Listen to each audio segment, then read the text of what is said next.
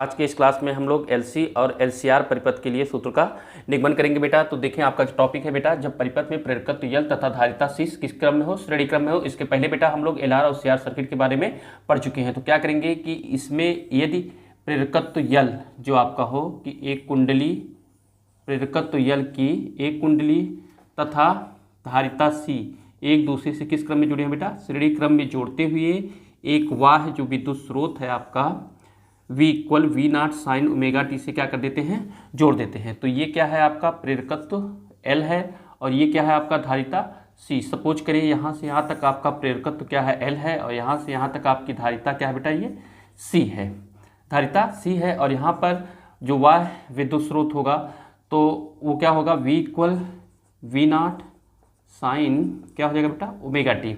और इसमें जो करंट का फ्लो होगा वो क्या होगा बेटा, I होगा। तो इसके लिए आप देखेंगे कि बेटा कि प्रेरकत्व के लिए तो लिखेंगे बेटा हम लोग, यदि प्रेरकत्व यल के सिरों के बीच जो आपका पोटेंशियल होगा विभवांतर क्या हो जाएगा बेटा आपका वी एल, प्रेरकत्व यल के सिरों के बीच विभवांतर आपका क्या हो गया बेटा वी एल। धारा जो करंट होगा बेटा, धारा I से क्या होगा बेटा, जो आपका पोटेंशियल होगा धारा I से क्या होगा 90 डिग्री क्या होगा, अग्रगामी होगा। धारा I से π/2 क्या होगा, अग्रगामी होगा तथा धारिता C के सिरों पर जो आपका पोटेंशियल होगा विभवांतर क्या होगा बेटा आपका वो VC। धारा I से π/2 90 डिग्री, π/2 क्या होगा, π/2 पश्चगामी होगा। अर्थात तो क्या होगा बेटा, जो VL होगा जो धारा I से क्या होगा 90 डिग्री अग्रगामी होगा, और जो VC होगा वो क्या होगा, धारा I से 90 डिग्री क्या होगा, पश्चगामी होगा। अर्थात VL व VC जो आपका कलांतर होगा, कलांतर कितना होगा 180 डिग्री और कितना होगा पाई होगा। तो कैसे, अब देखिए बेटा इसके थ्रू आप जो आपने लिखा तो क्या होगा, आप जानते हैं बेटा ये आपका क्या हो जाएगा, आपका करंट का फ्लो होगा। और यहाँ जो ऊपर की तरफ हमने बताया बेटा कि जो आपका VL होगा, जो बेटा आपका क्या होगा VL होगा वो क्या होगा आपका π/2 अग्रगामी होगा, किससे, करंट से। तो यहाँ पर 90 डिग्री का एंगल बनेगा बेटा ये, और ये क्या हो जाएगा आपका VL हो जाएगा। और साथ ही साथ हमने बताया कि जो VC होगा धारा I से π/2 90 डिग्री क्या होगा, पश्चगामी होगा। तो यहाँ पर क्या हो जाएगा आपका VC और किससे, धारा I से ये भी क्या हो जाएगा 90 डिग्री पश्चगामी हो जाएगा। तो यहाँ पर जो शो किया गया है यहाँ पर आपका क्या रहेगा बेटा VR रहेगा। अर्थात यहाँ पर जिस करंट, जहाँ पे करंट का शो रहा है वहाँ पर आपका क्या होगा VR होगा। तो आप देख रहे हैं कि दोनों VL और VC पे समान कोण है, लेकिन एक दूसरे के क्या है, विपरीत है। तो लिखेंगे चूंकि VL व VC एक दूसरे से क्या है बेटा, विपरीत हैं, एक दूसरे से विपरीत हैं। तो अब क्या करेंगे बेटा, अब यदि इनका हम परिणामी निकालें तो सपोज करिए ये 0.0 होगा, तो इस पूरे पार्ट को VC को हम ऊपर लेके आएंगे तो ये जो वैल्यू होगी आपकी कितनी हो जाएगी बेटा, VL माइनस क्या हो जाएगा बेटा आपका ये VC हो जाएगा, VL माइनस VC हो जाएगा। और यदि VL और VC के बीच, तो आप लिखेंगे यदि VL व VC का परिणामी जो आपका रिजल्टेंट पोटेंशियल हो, परिणामी विभवांतर क्या हो बेटा V हो, तो क्या V है तो देन V इक्वल हो जाएगा आपका VL और माइनस किसके हो जाएगा VC के, VL माइनस किसके हो जाएगा VC के। जब V करेंगे तो V की जगह जो वैल्यू आएगी Z आएगी, VL इक्वल किसके होता है XL के, तो इसकी जगह पे आप लिख देंगे XL I से। और ये माइनस क्या हो जाएगा, वी सी इक्वल होता है किसके बेटा, एक्स सी के। तो इस कंडीशन में बेटा आप देखेंगे कि if X L equal to X C के, तो आप लिखेंगे इफ़ एक्स एल इक्वल किसके हो जाएगा बेटा, एक्स सी के। तो तब क्या हो जाएगा, तो देन जब एक्स एल की जगह पर एक्स सी जब आप रख देंगे तो z की वैल्यू कितनी हो जाएगी बेटा, 0 हो जाएगी। तो देन z इक्वल 0 को हो जाएगा। तो लिखेंगे आप इस दशा में परिपथ में धारा का आयाम, एम्पलीट्यूड, धारा का आयाम क्या होगा बेटा, अनंत होगा। धारा का आयाम अनंत होगा, अर्थात ये किसकी स्थिति होगी बेटा, अर्थात यह दशा वैद्युत अनुनाद इलेक्ट्रिकल रेजोनेंस, वैद्युत अनुनाद की स्थिति होगी। वैद्युत अनुनाद की स्थिति होगी कब होगी बेटा, जब हम लोगों ने माना एक्सएल इक्वल टू किसके बेटा, एक्ससी के। एक्सएल इक्वल किसके होगा बेटा, ये एक्ससी के। तो एक्सएल इक्वल किसके होता है बेटा, आप जानते हैं ओमेगा एल के, और एक्ससी इक्वल टू होता है 1 ओमेगा सी के। आप जानते हैं बेटा ओमेगा इक्वल होता है 2 पाई एफ। तो लिखेंगे चूंकि ओमेगा इक्वल होता है 2 पाई एफ, जहाँ एफ क्या है बेटा, फ्रीक्वेंसी है। तो इस ओमेगा की जगह पर यहाँ पर भी आप 2 पाई एफ रखेंगे और यहाँ पर भी आप क्या रखेंगे, 2 पाई एफ। तो देन क्या हो जाएगा, ओमेगा की जगह पे आप लिखेंगे 2 पाई एफ एल इक्वल 1/2 पाई एफ और क्या बेटा आपका सी। तो जब क्रॉस मल्टीप्लाई आप करेंगे तो 2 एफ और यहाँ 2 एफ है, तो क्या हो जाएगा बेटा यहाँ 2 पाई है, यहाँ 2 पाई है, तो हो गया आपका 4 पाई स्क्वायर एफ में एफ का करेंगे तो एफ स्क्वायर एल और क्या हो गया सी इक्वल कितना हो गया बेटा, ये 1 के। आर यहाँ से चूंकि अनुनादी की स्थिति में क्या निकाली जाती है, फ्रीक्वेंसी निकाली जाती है। तो फ्रीक्वेंसी आपका यहाँ पर है एफ स्क्वायर। तो देन आप क्या लिखेंगे, एफ स्क्वायर इक्वल हो जाएगा 1 क्या बचा बेटा आपका 4 पाई स्क्वायर एल सी। तो जैसे ही स्क्वायर हटाएंगे तो इधर क्या लग जाएगा बेटा, अंडर रूट लग जाएगा। तो देन एफ इक्वल हो जाएगा अंडर रूट 1 कितना हो गया, under root 1/4 pi square L C के। तो इसको जब बेटा आगे की तरफ जब आप सॉल्व करेंगे तो then F equal under root 1 का अंडर रूट निकालेंगे तो 1 ही होगा बेटा। अब देखिए ये 4 पाई है, तो 4 पाई स्क्वायर का अंडर रूट कितना हो जाएगा बेटा, 2 पाई। तो आप लिखेंगे 2 पाई और एल और सी का अंडर रूट नहीं निकलेगा, तो इसको आप क्या कर देंगे, अंडर रूट के अंदर रखेंगे एल सी, या आप लिखेंगे यह है परिपथ की अनुनादी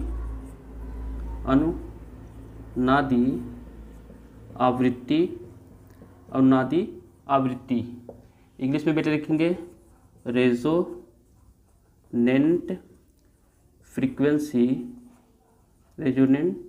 फ्रीक्वेंसी कहलाती है।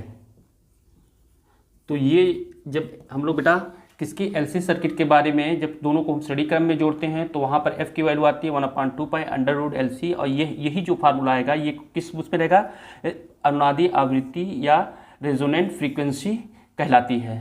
बेटा फोर्थ सर्किट देखें आप, तो क्या है फोर्थ सर्किट आपका, जब परिपथ में प्रेरकत्व एल, धारिता सी व प्रतिरोध आर किस में क्रम में जुड़े हों, श्रेणी क्रम में जुड़े हों। तो इसके लिए क्या करेंगे बेटा, हम लोग एक एल प्रेरकत्व की एक कुंडली को लेते हैं बेटा, एल प्रेरकत्व की कुंडली को, उसके पश्चात बेटा क्या आपका धारिता क्या है सी है, और उसके पश्चात क्या लेते हैं, क्या मिलाते हैं इसे बेटा, हम लोग प्रतिरोध आर। इन तीनों को किस क्रम में बेटा, श्रेणी क्रम में जोड़ते हुए एक वाह प्रत्यावर्ती धारा जो स्रोत है आपका V equal V0 sign omega T से क्या कर देते हैं, इसको जोड़ देते हैं। यह आपका प्रत्यावर्ती जो धारा स्रोत है V equal V0 sign omega T से क्या कर देते हैं, इसको जोड़ देते हैं। सपोज करिए यहाँ से यहाँ तक आपका क्या है, कॉयल है, कुंडली है।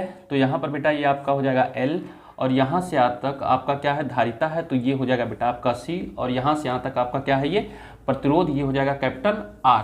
और इसमें जैसे ही जोड़ेंगे तो करंट आई का फ्लो होना शुरू हो जाएगा। अब बेटा आप देखेंगे कि आप जानते हैं, क्योंकि इसके पहले 3 पॉइंट में जो हमारा हुआ था LR, CR और LC, इन सभी परिपथों में हम बता चुके हैं आपको कि जो L प्रेरकत्व L के सिरों के बीच जो विभवांतर होता है उसको हम लोग क्या लिखते हैं बेटा, VL लिखते हैं। और जो धारिता C के सिरों के बीच विभवांतर होता है उसको हम किससे लिखते हैं बेटा, VC से। और साथ ही साथ जो प्रतिरोध R के सिरों के बीच जो विभवांतर होता है उसको हम लोग किससे लिखते हैं बेटा, VR से। और आप ये भी जानते हैं कि जो प्रतिरोध R होता है धारा I से क्या होता है, समान कला में होता है। और जो L होता है अर्थात VL जो होता है आपका विभवांतर, वो क्या होता है, धारा I से 90 डिग्री अग्रगामी होता है। और जो BC विभवांतर होता है किससे, धारा I से 90 डिग्री क्या होता है बेटा, पश्चगामी होता है। तो आप जानते हैं, तो आप यहाँ देखें बेटा कि कैसे इसके लिए हम लोग एक आरेख का निर्माण करेंगे। तो यहाँ पर इसमें हम लोगों ने किसका, करंट का फ्लो हुआ। तो आप जानते हैं कि बेटा कि जब वोल्टेज होता है प्रतिरोध R में, जो भी वोल्टेज होता है वो धारा I से किस कला में होता है बेटा, समान कला में होता है। तो यहाँ पर जो हम इंडिकेशन किए ये क्या किए, VR का। और साथ ही साथ जो वोल्टेज VL होता है धारा I से 90 डिग्री क्या होता है, वो अग्रगामी होता है। तो आपका ये हो गया VL, और ये कितने डिग्री का हो जाएगा बेटा, ये 90 डिग्री अग्रगामी होता है। और साथ ही साथ जो नीचे की तरफ होता है जो VC, क्या बेटा, VC, वो धारा I से 90 डिग्री ये क्या होता है आपका, पश्चगामी होता है। तो यहाँ पर बेटा अब चूंकि ये VL है और ये VC है, अब यदि इन दोनों के बीच हम लोग क्या, परिणामी जो रिजल्टेंट आपका विभवांतर ज्ञात करें, तो सपोज करें जो रिजल्टेंट होगा आपका, चूंकि ये वैल्यू VL वाली आपके ऊपर की तरफ है तो इसको आप पॉजिटिव मानिए और ये निगेटिव है। तो जब इस वैल्यू को यहाँ पर आप शो करेंगे तो ये क्या हो जाएगा आपका VL और माइनस क्या हो जाएगा VC। अब इनके बीच में जो परिणामी विभवांतर क्या हो, यदि वो V हो, परिणामी विभवांतर V हो, तो क्या करेंगे हम लोग बेटा, एक आयताकार घटक का हम लोग क्या करेंगे, एक निर्माण करेंगे। तो ये जो होगा, ये जो पार्ट होगा ये भी क्या हो जाएगा आपका VL और माइनस क्या हो जाएगा VC। और ये पार्ट आपका क्या है बेटा, VR है। ये क्या है आपका VR। और साथ ही साथ बेटा यहाँ आप ध्यान दें कि यदि V और I अर्थात V और VR के बीच यदि कलांतर कितना हो, 5 हो, कलांतर क्या हो, 5 हो, तो उसके लिए भी हम लोग सूत्र का निगमन करेंगे। तो आप देख रहे हैं बेटा, पहले आप देखें कि यहाँ चूंकि 90 डिग्री का आपका एंगल बना, तो इसके सामने ये क्या हो जाएगा आपका हाइपोटेनस, अर्थात ये कर्ण हो जाएगा, ये आपका लंब हो जाएगा और ये आपका हो जाएगा आधार। तो इसके थ्रू हम लोग क्या करेंगे बेटा, पाइथागोरस प्रमेय से हम लोग देखेंगे क्या होता है कि चूंकि V स्क्वायर इक्वल हो जाएगा किसके, VR स्क्वायर के, और प्लस क्या हो जाएगा आपका जो वैल्यू है बेटा VL माइनस VC। तो VL माइनस VC का हो जाएगा आपका होल स्क्वायर। आप जानते हैं बेटा, अभी हम इसके पहले बता चुके हैं कि VR इक्वल किसके होता है बेटा, IR के, VR स्क्वायर के। तो VR स्क्वायर, तो VR इक्वल होता है किसके बेटा, IR का, ये हो जाएगा होल स्क्वायर, और प्लस VL होता है आपका IXL और VC होता है IXC का हो जाएगा होल स्क्वायर। तो क्या करेंगे बेटा, जैसे ही इसको सॉल्व करेंगे तो ये हो जाएगा I square plus R square. अब यहाँ देखें इस ब्रैकेट के अंदर यहाँ I है, और जैसे ही I को आप बाहर निकालेंगे तो स्क्वायर के रूप में निकलेगा, तो हो जाएगा आपका I स्क्वायर, और अंदर क्या बचेगा XL माइनस XC का हो जाएगा होल स्क्वायर। ये किसके इक्वल आ गया, V स्क्वायर के। तो देन यहाँ आप देख रहे हैं I स्क्वायर दोनों में क्या है, कॉमन है, तो I स्क्वायर को आप बाहर निकालेंगे तो बचेगा क्या, R स्क्वायर, बड़े ब्रैकेट में इसको आप लिखें कि बचेगा क्या बेटा आपका R स्क्वायर, और प्लस ब्रैकेट में बचेगा XL माइनस XC का, ये हो गया होल स्क्वायर। किसके इक्वल चला था, V स्क्वायर, या R ऐसे लिख सकते हैं V square upon I square equal, इसको लिखेंगे आप R स्क्वायर और प्लस ब्रैकेट में XL माइनस XC का, ये आपका क्या हो गया होल स्क्वायर। तो आप देख रहे हैं कि दोनों में क्या है, इस होल स्क्वायर है, V पे भी है और I पे भी है। तो जैसे ही आप दोनों का स्क्वायर हटाएंगे तो क्या होगा, राइट साइड में आपका अंडर रूट लग जाएगा, तो ये हो जाएगा आपका R स्क्वायर और प्लस XL माइनस XC का होल स्क्वायर हो जाएगा।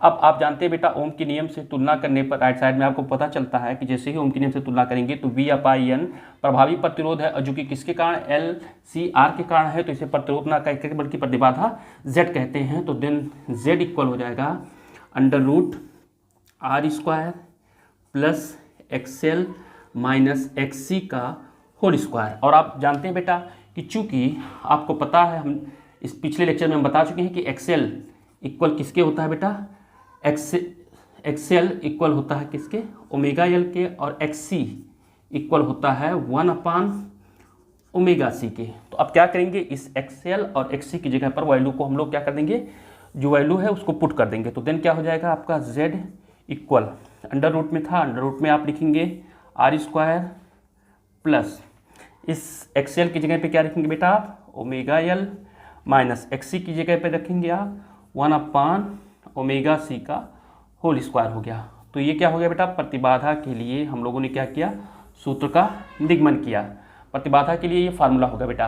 अब आपने फिगर में देखा कि चूंकि V और VR या V अथवा I के बीच जो हम लोगों ने कलांतर माना, क्या माना बेटा, फाई। तो फाई कलांतर माना, तो ये वैल्यू आपका, ये जो VL माइनस VC है ये लंब है, और VR आपका क्या है, आधार है। तो 10 की वैल्यू हम लोग निकालेंगे, तो लिखेंगे आप कि यदि VR व V के बीच कलांतर, हमने क्या माना है बेटा, फाई, कलांतर फाई हो तो tan फाई आप लिखेंगे बेटा, tan फाई इक्वल होता है परपेंडिकुलर अपान बेस। परपेंडिकुलर आपका क्या है बेटा, VL माइनस VC अपान किसके हो जाएगा, VR के। तो VL क्या होता है बेटा, आपका IXL होता है, और VC होता है IXC अपान VR होता है आपका IR। तो आप देख रहे हैं ऊपर भी I कॉमन है, नीचे भी I कॉमन है, तो दोनों क्या हो जाएंगे, कैंसिल हो जाएंगे। तो बचेगा क्या, XL माइनस XC अपान किसके होता है, R के। XL इक्वल होता है आप जानते हैं ओमेगा L, XC होता है 1 ओमेगा C अपान किसके हो जाएगा बेटा, ये R की। ये किसकी वैल्यू आ गई, tan फाई की। तो अब देखिए बेटा, हम लोग लिखेंगे, इस पर कंडीशन अप्लाई करेंगे। फर्स्ट जो कंडीशन होगा, इफ़ लिखेंगे ओमेगा L ग्रेटर देन 1 किसके बेटा, ओमेगा C के। तो इस कंडीशन में क्या हो जाएगा कि जो tan फाई अर्थात किसकी बेटा, फाई का जो मान होगा वो क्या होगा, धनात्मक होगा। क्या होगा, धनात्मक होगा, अर्थात धारा I, अर्थात जो करंट आपका है धारा I वोल्टेज V से π/2 क्या होगा, पश्चगामी होगा, पश्चगामी होगा। कब बेटा, जब omega L greater than 1 omega C के। ये पहली कंडीशन थी बेटा। सेकंड कंडीशन में आप बेटा देखेंगे कि इफ़ क्या बेटा, omega L less than 1 omega C के। तो इस कंडीशन में हो जाएगा कि tan फाई अर्थात किसका, फाई का मान का जो मान होगा किससे बेटा, इसमें धनात्मक था तो इसमें क्या हो जाएगा बेटा, ऋणात्मक होगा। ध्यान दे बेटा कि यहाँ पर धनात्मक था, यहाँ पर क्या होगा, ऋणात्मक होगा, अर्थात धारा I वोल्टेज जो आपका था क्या, वोल्टेज V से π/2 90 डिग्री क्या होगा, यहाँ पर पश्चगामी था तो यहाँ पर क्या हो जाएगा बेटा, अग्रगामी, ये लीडिंग करेगा, अग्रगामी होगा। और जो थर्ड कंडीशन थी बेटा, जो हम लोग मानेंगे, थर्ड कंडीशन क्या था कि if omega L equal 1 omega C के। तो ओमेगा L की जगह पर हम लोग क्या रख देंगे, ओमेगा C। तो ये क्या हो जाएगा, ये 0 हो जाएगा, और ये क्या हो जाएगा, R। तो R का 0 में भाग करेंगे तो कितना हो जाएगा, 0। तो देन क्या हो जाएगा, देन आपका होगा tan फाई इक्वल हो जाएगा tan किसके बेटा, 0 अंश के। tan फाई इक्वल हो जाएगा tan 0 अंश, देन फाई इक्वल हो जाएगा आपका 0 अंश। तो इस कंडीशन में क्या होगा, तो आप लिखेंगे इस दशा में क्या होगा, धारा I व वोल्टेज जो आपका होगा क्या बेटा, V किस कला में होंगे, समान कला में होंगे। 0 अंश आया तो समान कला में होंगे। स्थिति में, किस स्थिति में बेटा, जब किसका, कि हम लोगों ने देखा कि ओमेगा एल इक्वल 1/ओमेगा सी के, और एक्सएल इक्वल टू किसके हो जाएगा, एक्सी के। इस स्थिति में जो प्रतिबाधा आपकी होगी, प्रतिबाधा जो इम्पीडेंस होगा, प्रतिबाधा जेड की जो वैल्यू होगी, प्रतिबाधा जेड की वैल्यू हम लोगों ने कितना निकाला था बेटा, √r² plus omega L minus 1/ओमेगा सी का होल स्क्वायर। तो ओमेगा एल इक्वल किसके हो जाएगा, 1/ओमेगा सी के। जब इसको आप सॉल्व करेंगे तो ये पूरी वैल्यू, ये वाली ब्रैकेट के अंदर वाली वैल्यू 0 हो जाएगी। तो बचेगा क्या, केवल √r², और जब √r² रहेगा तो जैसे ही उसको बाहर निकालेंगे तो क्या हो जाएगा, r। तो इस दशा में z इक्वल किसके हो जाएगा बेटा, r के हो जाएगा। तो देखिए बेटा, ये प्रतिबाधा z इक्वल किसके आ गया, r के, अर्थात जो आपकी प्रतिबाधा है वो प्रतिरोध r के बराबर होगा। ये किस कंडीशन में होगा, LCR सर्किट में, जब क्या होगा, ये वैद्युत अनुनाद की परिपथ होगी। तो उस कंडीशन में बोर्ड के एग्जाम में कई बार, इस कंडीशन को बोर्ड के एग्जाम में कई बार आपसे पूछा गया है कि LCR सर्किट में वैद्युत अनुनाद की दशा में सूत्र का निगमन करें। तो आपको करना क्या है बेटा, यहाँ पर वही अभी हम लोगों ने जो LC सर्किट में निकाला था, आप कर देंगे XL इक्वल किसके हो जाएगा, XC के।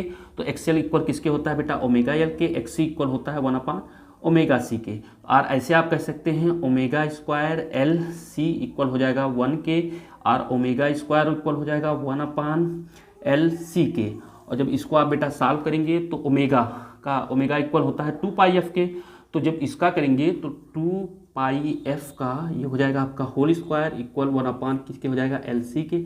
और जैसे ही इसका स्क्वायर को आप सॉल्व करेंगे तो हो जाएगा 4π² f² इक्वल हो जाएगा 1/LC के, या f इक्वल करेंगे तो हो जाएगा 1/2π √LC के।